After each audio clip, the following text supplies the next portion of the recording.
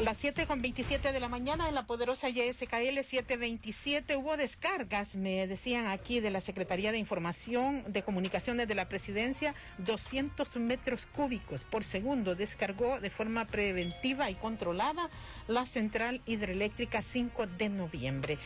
Cable generando arco eléctrico en la avenida Jerusalén frente a la incorporación de la calle La Mascota. Nos escriben aquí en el número de WhatsApp de la poderosa, dice esto genera intermitencia en la energía en la zona. Y también está con nosotros ya el ministro de Obras Públicas, Romeo Rodríguez Herrera. ¿Qué tal, ministro? Buenos días, bienvenido. Buenos días, muchas gracias por la invitación y mandarle un saludo al pueblo salvadoreño. Gracias, ministro. Bueno, estos vientos nos están generando algunos impactos. ¿Estaban preparados ustedes para cualquier eventualidad? Gracias a Dios no hemos tenido fuertes lluvias, ministro. Los impactos que tenemos, ¿a qué se deben mayormente en esto de la cuestión climática? Sí, bueno, como mencionaba el Ministerio de Medio Ambiente, bueno, en Nicaragua, por ejemplo, entró el huracán prácticamente en categoría 4 y de ahí se ha venido degradando.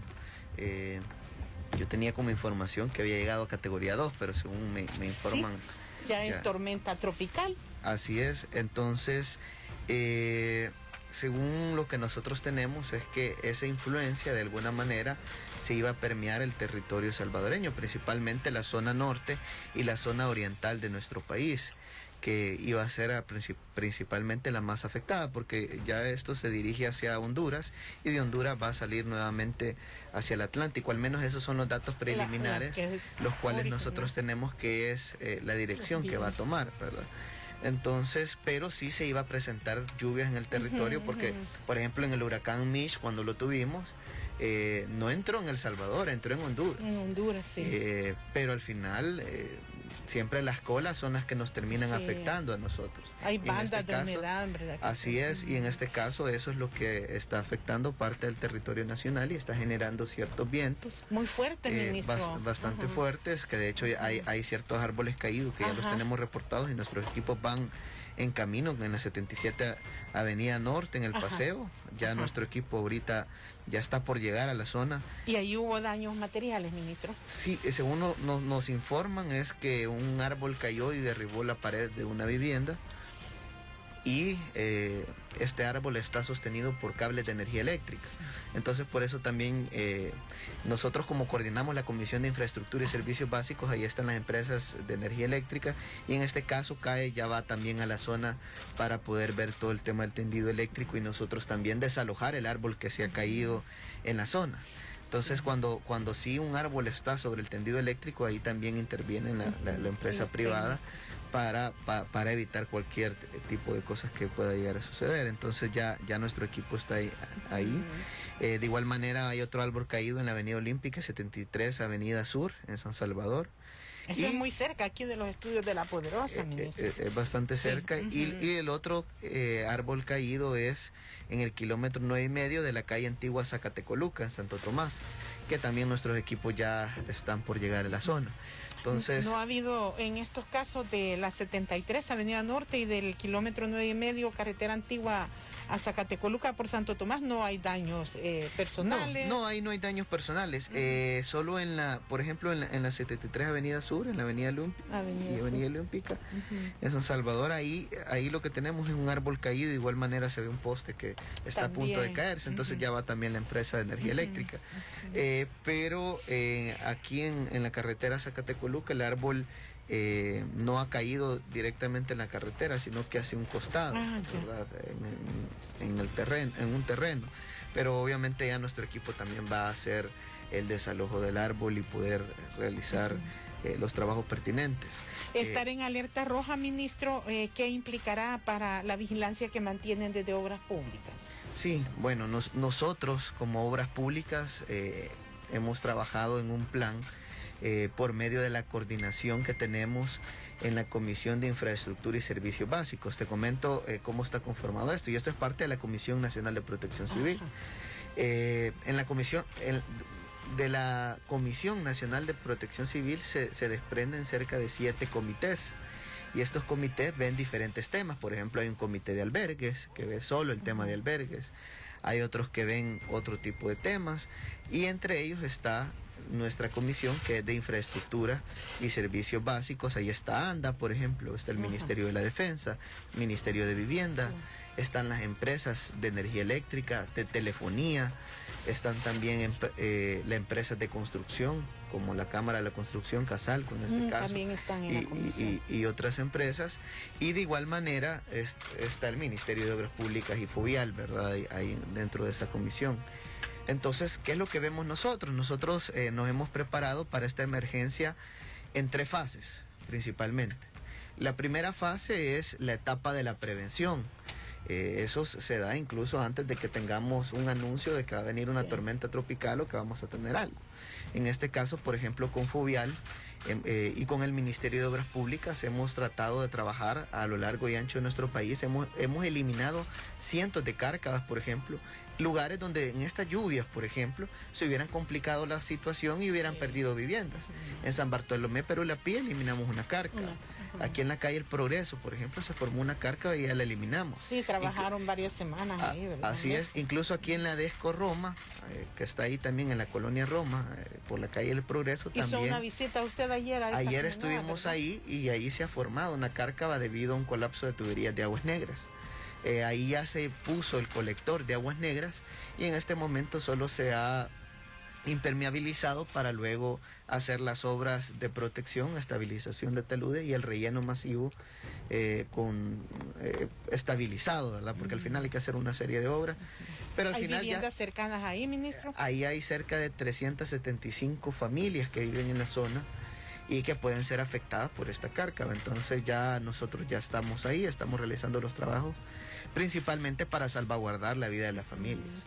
Entonces llegamos el día de ayer para realizar tareas de impermeabilización porque sabemos que con esta lluvia podría acrecentarse la cárcava y generar problemas, ¿verdad? Y ahí se va a combinar el trabajo. Aguas Negras le corresponde a ANDA. Le corresponde a ANDA, pero ya realizamos nosotros, nos coordinamos con ANDA y realizamos de una sola vez el trabajo, ya colocamos nosotros la tubería y ya solo estamos pendientes de hacer los diferentes trabajos, en este caso de el relleno masivo en la cárcava. Entonces, mientras tanto hemos colocado algunos desvíos de agua por si llovía, que el agua no se vaya a drenar en la cárcava y genere mayores complicaciones. Pero al menos ya con la tubería ya no tenemos ese flujo, esa escorrentía que estaba minando el talud y haciendo que incrementara la cárcava. Pero así en diferentes lugares hemos trabajado para poder realizar obras de protección. Hemos construido cunetas, hemos construido sistemas de drenaje. En el Boulevard Merliot construimos un sistema de drenajes también en Barrio Candelaria. Ahora en Barrio Candelaria hay que hacer otro tipo de obras porque no solo es una, nosotros tenemos un plan maestro para hacer cerca de 3 drenajes en la zona, porque sabemos que es un sector bastante vulnerable y donde se dan diferentes inundaciones en la zona. Entonces, pero ahorita ya terminamos obras similares, ministro, estas del Barrio Candelaria, las que se hicieron en el sector de la colonia Málaga? ¿O cómo lo van a trabajar? Porque es serio el problema ahí sobre el Boulevard Venezuela, ¿verdad? Sí, así es.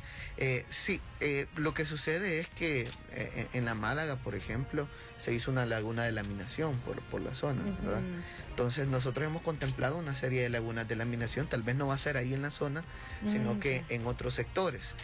Obviamente esto requiere ciertos ingresos porque, por ejemplo, queremos hacer uno en El Piro, pero la obra cuesta cerca de $11 millones aproximadamente.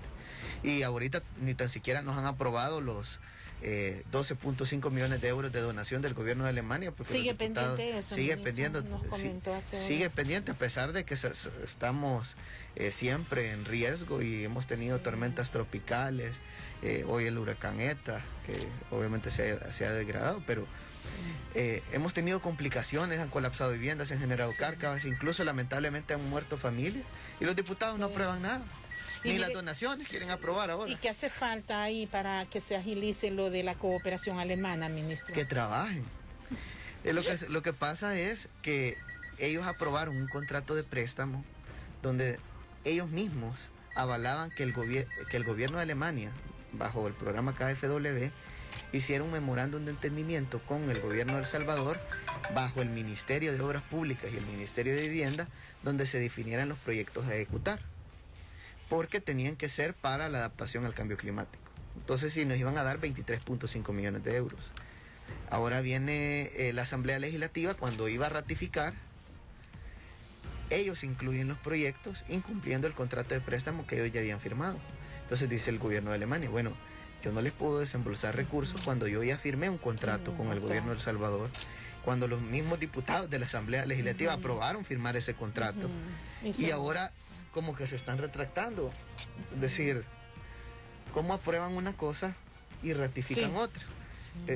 No es coherente. Entonces, el gobierno de Alemania lo que nos dijo, incluso pedimos una prórroga para no perder los recursos, pero nos dijo, miren, si es que esta donación y este financiamiento nosotros queríamos dárselo a El Salvador desde el año 2013 y no nos han hecho caso. Y nosotros desde junio que empezamos a gestionar esto hasta este tiempo logramos poder concretar esto, logramos la aprobación del contrato de préstamo en noviembre, pero como hay que pasar 3 veces en la Asamblea, una para aprobación del contrato, otra para la ratificación y la última para la asignación de recursos. En este caso ellos ya ratificaron y hacen creer como que ya los fondos ya los tenemos, pero todavía falta la asignación presupuestaria y no nos pueden dar la asignación presupuestaria porque el gobierno de Alemania no nos puede desembolsar los recursos porque hay un incumplimiento en el contrato de préstamo. Entonces dicen ellos, si no solventan al 31 de diciembre de este año, los recursos se pierden. Se los vamos a dar a otros países, porque parece que El Salvador no quiere esos recursos. Los diputados de la Asamblea Legislativa lastimosamente no quieren trabajar para la gente. Y ahí se tiene que sacar municipios, incluir municipios. ¿Qué es los cambios que se deben hacer? No es que se va a sacar proyectos, lo que sucede es que lo que está en el contrato es que el Ministerio de Obras Públicas y el Ministerio de Vivienda son los que en un convenio con el KfW van a definir los proyectos que se van a ejecutar, y estos a través de una consultoría técnica realizada por el gobierno de Alemania, que de hecho ya invirtió cerca de 950.000 euros en esa consultoría técnica. Entonces dicen ellos, estos van a pasar por la aprobación de nosotros para poderlos ejecutar, pero yo no puedo darle recursos que sean sacadas de la manga de la camisa, de la camisa, y al final no tengan ni tan siquiera factibilidad económica para proyectos. Es que te voy a dar un ejemplo. Los diputados de la Asamblea Legislativa colocaron ciertos proyectos, por ejemplo, en el coro. Nosotros hemos colocado una inversión de cerca de $2 millones aproximadamente para el presupuesto de este año, solo para el coro. Sí. Pues ellos meten 10 comunidades y le ponen que son 3 millones. Es decir, si nosotros hacemos, de verdad sacamos el valor de lo que hay que invertir en los lugares que ellos han puesto, quizás van a ser $6 millones, quizás el doble. Y entonces dicen ellos, pero es que no puedes hacer los drenajes y no hacer otras obras, o no puedes rellenar una cárcava y no hacer las otras obras que son necesarias. Es decir, no vas a dejar una obra media. Como hacía el gobierno del FMLN, que hacía una media obra, después se le caía y no le importaba porque solo hacía campaña política. Entonces dicen ellos, nosotros si vamos a hacer un proyecto, hagámoslo bien, integral, que resuelva el problema y que sea técnicamente y no se puede tratar políticamente.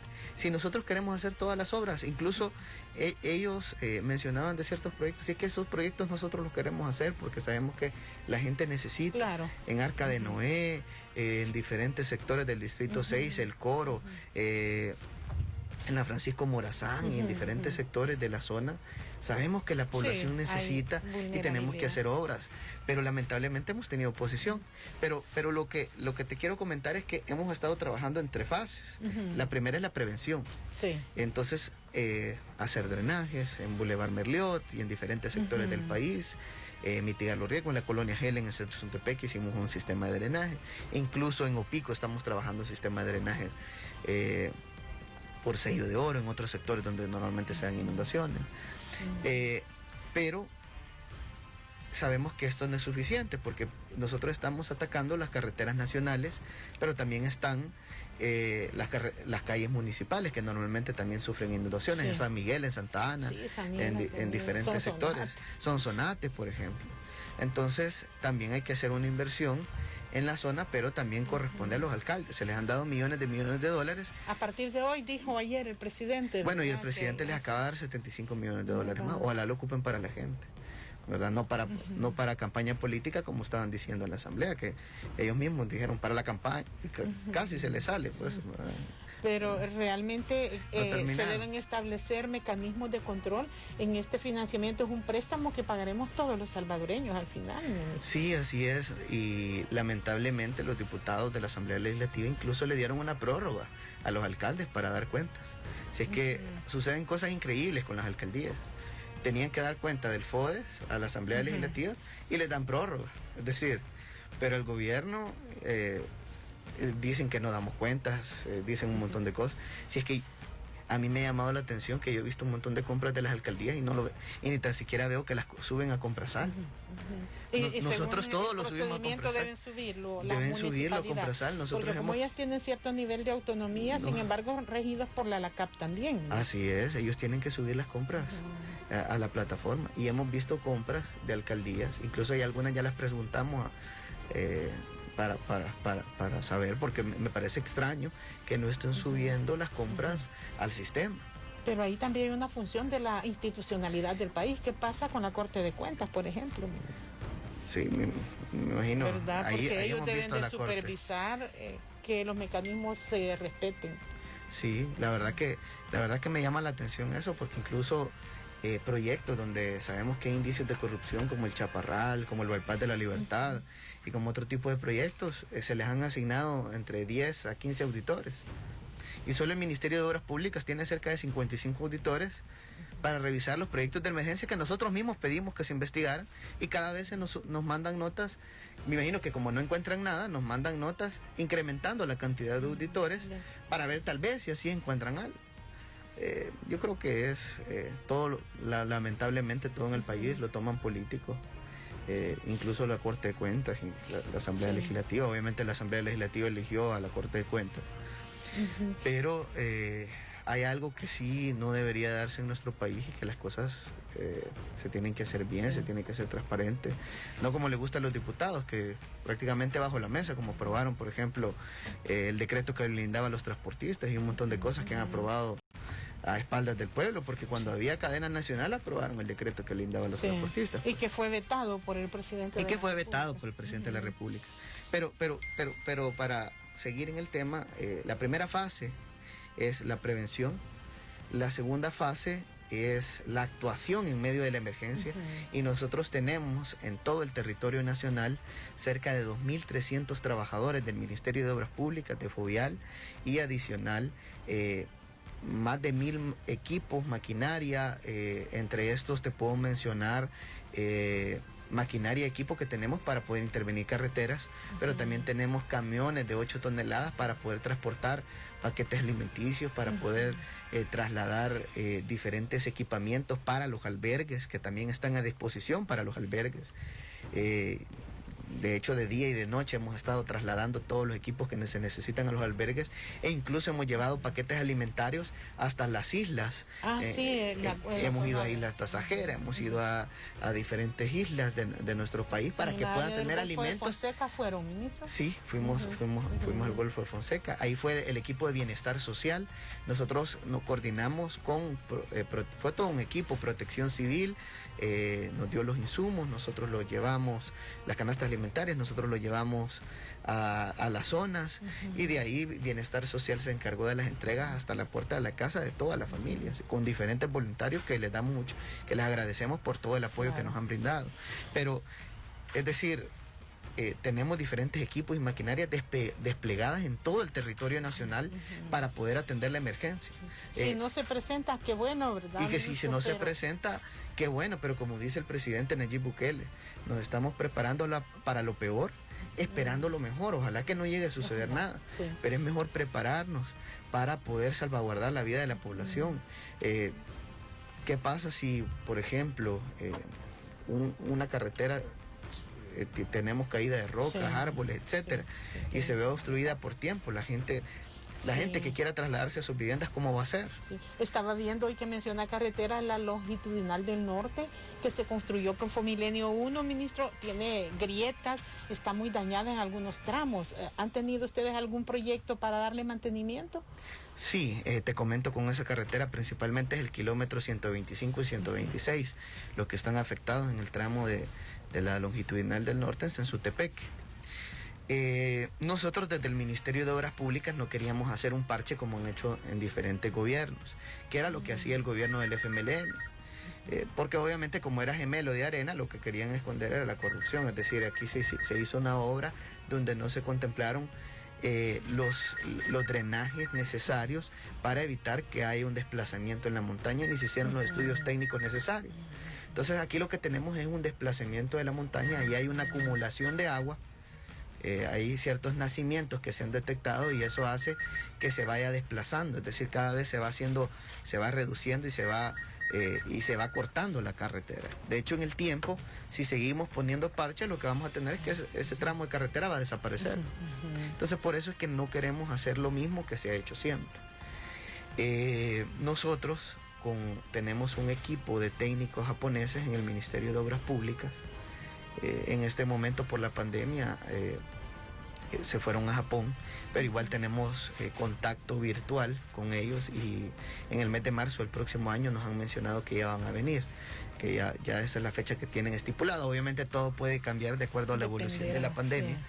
Pero hemos tenido contactos con ellos e incluso a principios de año empezamos a ver todo este tema. ¿Qué es lo que estamos haciendo con la colaboración de Japón? Estamos haciendo diferentes estudios, perforaciones verticales, horizontales, para delimitar el flujo de agua y la cantidad de agua que se acumula dentro de la montaña. ¿Por qué? Porque el tipo de obra que vamos a realizar, porque acá se hablan de realizar anclajes y de realizar otro tipo de obra para poder drenar todas las aguas y evitar que se acumule y eso genere el desplazamiento de la montaña. Entonces, pero ya se hicieron ciertas pruebas en el pasado que no funcionaron. Entonces ya hay una experiencia, entonces por eso es que estamos delimitando este estudio para determinar la obra que vamos a seguir. En Japón se han hecho diferentes tipos de obras, ¿verdad? Y que sea sostenible en el tiempo. Entonces en Japón se han hecho diferentes tipos de obras, porque Japón es altamente vulnerable, como El Salvador. Entonces se han hecho bastante tipo de obras para evitar riesgos y eso es lo que queremos hacer en esta carretera. Ahora bien, como sabemos que en este momento está dañada la carretera, sí, y las personas no pueden transitar, hemos hablado con Fovial luego de hacer ciertos estudios, porque ¿qué pasaba si rehabilitábamos y hacíamos las obras que íbamos a hacer, un terraplén? Vamos obviamente a rellenar nuevamente y vamos a pavimentar la carretera para dejarla en condiciones óptimas como estaba anteriormente, pero eso se puede volver a desplazar, sí, obviamente, pero lo que como estábamos haciendo los estudios no podíamos hacer eso. Hoy que ya los terminamos prácticamente, todavía nos falta monitorear ciertas cosas, pero ya no tenemos, decir, ya no es directamente ahí, sino que es en la parte baja de la montaña donde ya estamos haciendo los monitoreos. Provisional, ¿no? Así es. Entonces, en este momento le hemos dicho a Fovial, a las empresas de Fovial, que ya hagamos el proceso de rehabilitación de la carretera, es decir, ya van a hacer el relleno, el terraplén, y van a colocar el pavimento para poderla tener en óptimas condiciones.